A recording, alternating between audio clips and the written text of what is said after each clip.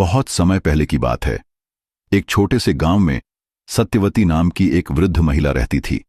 उसका जीवन बेहद साधारण था, लेकिन उसकी भक्ति असीम थी। वह भगवान विष्णु की परम भक्त थी और अपने दिन का अधिकांश समय उनकी आराधना में व्यतीत करती थी।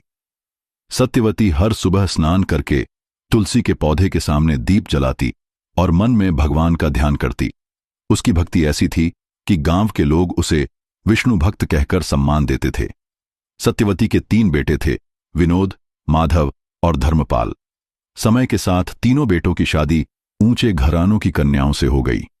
विनोद की पत्नी सुरेखा, माधव की पत्नी शशि और धर्मपाल की पत्नी चंद्रिका थीं। ये तीनों महिलाएं धनी परिवारों से थीं और अत्यंत सुंदर और आकर्षक भी, लेकिन उनका स्वभाव स्वार्थी और कठोर था। शादी के कुछ ही दिनों बाद से बहुओं के स्वभाव का असली रूप सामने आने लगा। सुरेखा का स्वभाव सबसे अधिक कठोर था। वह अक्सर सत्यवती से कहती, मां जी, यह हर समय का पूजा पाठ बंद कीजिए। हम इस घर में सुख शांति चाहते हैं, लेकिन आप तो हर वक्त भगवान में ही खोई रहती हैं। घर का ध्यान रखने वाला कोई नहीं है। सत्यवती ने विनम्रता से उत्तर दिया, बेटी, भगवान विष्णु ही मेरे जीवन का आधार हैं। उनकी कृपा से ही सब कुछ संभव है। मैं जितना समय पूजा में बिताती हूं, उतना आनंद और शांति मुझे कहीं और नहीं मिलती। सुरेखा ने हंसते हुए कहा, मां जी, यह सब बातें पुराने जमाने की हैं। आजकल जीवन में आगे बढ़ने के लिए इन चीजों को त्यागना पड़ता है।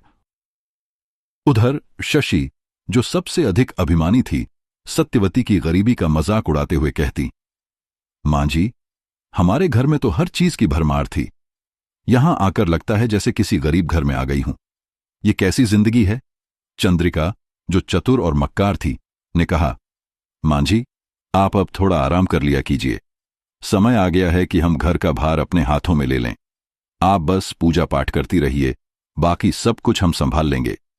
सत्यवती ने अपनी बहुओं की बातें सुनी, लेकिन कभी किसी का विरोध नहीं किया। वह जानती थी कि संसार की बातें क्षणिक हैं और उसकी असली शक्ति उसकी भक्ति में है। वह चुपचाप भगवान विष्णु की पूजा में लगी रहती। लेकिन बहुओं का असंतोष धीरे धीरे बढ़ता गया। एक दिन तीनों बहुओं ने मिलकर आपस में चर्चा की। सुरेखा ने सबसे पहले अपनी नाराजगी व्यक्त की। अब और सहन नहीं होता। हम क्यों इस तरह गरीबी में घुट घुट कर जिएं? हमें अपने पतियों से अलग होने की बात करनी होगी। सुरेखा ने कहा, मां जी को अलग कर देना ही सबसे अच्छा उपाय है। शशि ने सिर हिलाते हुए सहमति जताई। हां दीदी, तुम्हारी बात बिल्कुल सही है। हमें मां जी से अलग रहना चाहिए, तभी हम अपने जीवन का आनंद ले सकते हैं। चंद्रिका ने चालाकी से सुझाव दिया, लेकिन हमें यह काम बहुत सावधानी से करना होगा। हमें अपने पतियों को इस तरह मनाना होगा कि वे खुद ही मां जी से अलग होने का निर्णय लें। तीनों ने अपने अपने पतियों से बात करने की योजना बनाई। उस रात जब विनोद, माधव और धर्मपाल घर लौटे, तो उनकी पत्नियां रोने लगीं और अपने दुखड़े सुनाने लगीं। सुरेखा ने विनोद से कहा, देखो विनोद, मैं इस घर में अब और नहीं रह सकती। तुम्हारी मां के साथ रहना मेरे लिए असंभव हो गया है। मैं चाहती हूं कि हम अलग हो जाएं और अपने घर में सुख शांति से रहें। विनोद, जो अपनी पत्नी से बेहद प्यार करता था, उलझन में पड़ गया। उसने कहा, लेकिन मां को अकेला छोड़ना ठीक नहीं है। वह इस उम्र में अकेले कैसे रह पाएंगी? इधर शशि ने माधव से कहा, तुम्हारी मां ने तो हमारा जीवन नर्क बना दिया है। अगर तुमने फैसला नहीं लिया तो मैं तुम्हें छोड़कर चली जाऊंगी। माधव भी अपनी पत्नी की बातों से परेशान हो गया। उसने सोचा, मां को अकेला छोड़ना गलत होगा, लेकिन पत्नी के बिना मैं कैसे रहूंगा? उधर चंद्रिका ने धर्मपाल से कहा, तुम्हें अपनी मां के प्रति इतनी जिम्मेदारी निभाने की जरूरत नहीं है। हम अलग होकर भी उन्हें देख सकते हैं, लेकिन एक साथ रहने से हम सब दुखी रहेंगे। धर्मपाल, जो हमेशा अपनी पत्नी की बात मानता था, ने इसे सही समझा। तीनों भाइयों ने मिलकर अपनी मां के पास जाकर अपनी बात रखी। विनोद ने कहा, मां, हम सोच रहे हैं कि अब हमें अलग हो जाना चाहिए। हमने बहुत कोशिश की, लेकिन अब और नहीं हो सकता। हम तुम्हारे लिए एक छोटा सा हिस्सा छोड़ देंगे, जिसमें तुम अपनी पूजा पाठ कर सको। सत्यवती ने अपने बेटों की बातें सुनी और उसका दिल टूट गया।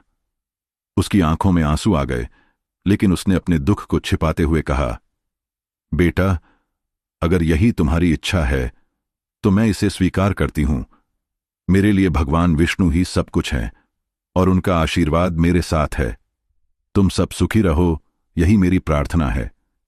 फिर संपत्ति का बंटवारा हुआ और सत्यवती को एक छोटा सा हिस्सा मिला। वह एक छोटे से घर में अकेली रहने लगी। उसका जीवन कठिन था, लेकिन वह संतुष्ट थी, क्योंकि उसकी भक्ति ही उसका सबसे बड़ा सहारा थी। वह हर दिन तुलसी की पूजा करती, अपने छोटे से घर में भगवान का ध्यान लगाती और यही सोचती कि उसके बेटे सुखी रहें। इस बीच भगवान श्री कृष्ण सत्यवती की असीम भक्ति से प्रसन्न हुए और साधारण मनुष्य का रूप धारण करके उसके दरवाजे पर आए। उनके चेहरे पर करुणा की आभा थी और उनकी आंखों में दिव्यता की चमक। भगवान श्री कृष्ण ने सत्यवती से कहा, मां, मैं एक यात्री हूं, मुझे कुछ समय के लिए आश्रय चाहिए। क्या आप मुझे अपने घर में ठहरने की अनुमति देंगी? सत्यवती ने उनके चरण स्पर्श करते हुए कहा, आप तो स्वयं भगवान का रूप हैं, मेरे घर में आपका स्वागत है। भगवान श्री कृष्ण ने उसे एक बीज दिया और कहा, मां, यह बीज तुम्हें भूख से बचाएगा। जब भी भूख लगे इसे ग्रहण करना, तुम्हारा पेट भर जाएगा। सत्यवती ने भगवान को धन्यवाद दिया और वह बीज ग्रहण किया। उसकी भक्ति ने उसे संतोष और शांति दी। लेकिन दूसरी ओर उसकी बहुओं के मन में एक बार फिर से षड्यंत्र का बीज अंकुरित हुआ। सुरेखा ने कहा, यह कैसे संभव है कि मां जी अब भी इतनी तंदुरुस्त और खुशहाल हैं? जरूर कुछ गड़बड़ है, हमें इसका पता लगाना होगा।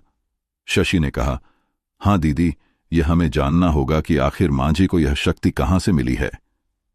चंद्रिका ने चालाकी से कहा, मुझे लगता है कि यह सब तुलसी के कारण है। वह तुलसी का पौधा जो मां जी की सबसे प्रिय चीज है, अगर हम उसे नष्ट कर दें तो मां जी की ताकत भी खत्म हो जाएगी। तीनों बहुओं ने एक षड्यंत्र रचा। एक दिन जब सत्यवती अपने भगवान की पूजा के लिए बाहर गई हुई थी, तीनों बहुएं उसके घर में घुस गईं। सुरेखा ने घर के सामान को उठाकर नाली में फेंकना शुरू कर दिया। शशि ने कहा, देखो, अब इस घर में कुछ भी नहीं बचा। मां जी अब कैसे जीवित रहेंगी?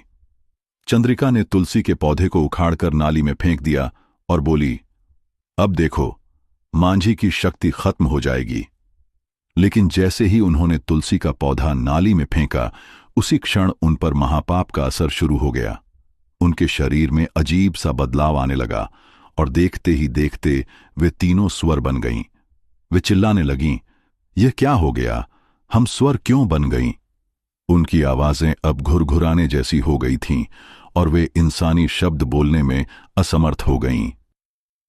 जब वे घर लौटीं तो उनके बच्चे भी उन्हें पहचान नहीं पाए। बच्चे डरकर अपने पिता से कहने लगे, पिताजी, ये सुअर हमारे घर में क्यों आए हैं? इन्हें बाहर निकालिए। पतियों को जब सच्चाई का पता चला तो वे घबरा गए।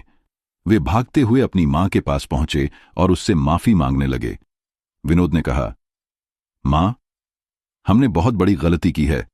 हमारी पत्नियां अब सुअर बन गई हैं। कृपया हमें माफ कर दीजिए और हमारी सहायता कीजिए। सत्यवती ने अपनी बहुओं की दयनीय स्थिति देखी। उसकी आंखों में आंसू आ गए।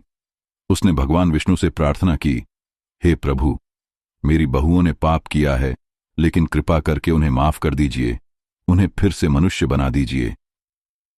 उसी समय एक महान साधु वहां आए। उनकी उपस्थिति ने चारों ओर दिव्यता का आभास कराया। सत्यवती ने उनके चरणों में गिरकर प्रार्थना की, हे साधु महाराज, मेरी बहुएं अब सुअर बन गई हैं। कृपया बताइए, मैं क्या कर सकती हूं? साधु महाराज ने गंभीर स्वर में कहा, मां, यह सब उनके पापों का फल है। उन्होंने पवित्र तुलसी का अपमान किया है, लेकिन अगर वे सच्चे मन से प्रायश्चित करें तो उनका उद्धार हो सकता है। सत्यवती ने विनम्रता से पूछा, हे महाराज, कृपया मुझे उपाय बताइए। मैं क्या कर सकती हूं जिससे मेरी बहुएं फिर से मनुष्य बन सकें? साधु महाराज ने कहा, तुम्हें भगवान विष्णु की पूजा करनी होगी और तुलसी के पत्ते के साथ प्रसाद बनाकर भगवान को भोग लगाना होगा। फिर तुम्हारी बहुएं उस प्रसाद को ग्रहण करें और तुलसी के पौधे को जल चढ़ाएं। केवल तभी वे पुनः मनुष्य बन सकेंगी। सत्यवती ने साधु महाराज के बताए अनुसार विधि विधान से पूजा की। उसकी भक्ति इतनी प्रबल थी कि भगवान विष्णु ने उसकी प्रार्थना सुन ली। सत्यवती ने विष्णु भगवान को तुलसी पत्र अर्पित कर भोग लगाया और फिर अपने बेटों और बहुओं को बुलाकर कहा, इस प्रसाद को ग्रहण करो और तुलसी के पौधे को जल चढ़ाओ। केवल तभी तुम लोग इस श्राप से मुक्त हो सकते हो। तीनों बहुएं बहुत लज्जित थीं, लेकिन उनके पास कोई और रास्ता नहीं था। उन्होंने प्रसाद ग्रहण किया और तुलसी के पौधे को जल चढ़ाया। भगवान विष्णु उनकी सच्ची प्रायश्चित को देखकर प्रसन्न हुए और उनकी कृपा से वे तीनों फिर से मनुष्य बन गईं। अब तीनों बहुएं अपनी सास के पास आईं और रोते हुए माफी मांगने लगीं। मां, हमने बहुत बड़ी गलती की, हमें माफ कर दो। सत्यवती ने उन्हें अपने आशीर्वाद दिए और कहा, भगवान ने तुम्हें माफ कर दिया है तो मैं भी तुम्हें माफ करती हूं, लेकिन आगे से किसी का दिल मत दुखाना। बेटों ने भी अपनी मां से माफी मांगी और वादा किया कि वे कभी भी अपनी पत्नियों के कहने पर मां से अलग नहीं होंगे। इसके बाद सभी ने प्रेम से मिलकर रहने का निर्णय लिया। सत्यवती के आशीर्वाद और भगवान विष्णु की कृपा से उनका घर फिर से खुशहाल हो गया। इस प्रकार भक्ति की शक्ति और भगवान की कृपा ने सत्यवती और उसके परिवार को एक नया जीवन दिया।